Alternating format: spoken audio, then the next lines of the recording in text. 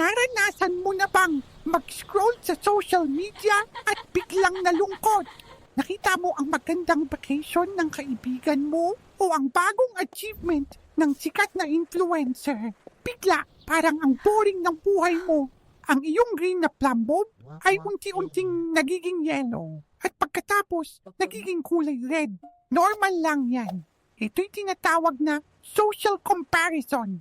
Ang utak natin ay parang isang SIM na laging tinitingnan ang skill levels ng iba.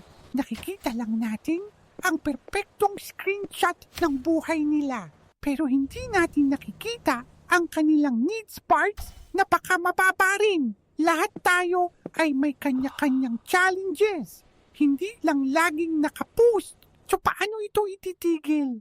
Unang hakbang, curate your feed. I-unfollow mo ang mga account na nagpaparamdam sa'yo ng inggit.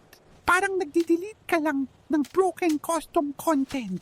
Pangalawa, mag-focus ka sa sarili mong aspirations. Ano ba ang gusto mong i-level up? Pagsusulat, pagpipinta, o sports? Bawat maliit na achievement, bigyan mo ng reward ang iyong team self. Isang bagong skill point ang nalag mo, kaya mag-celebrate ka.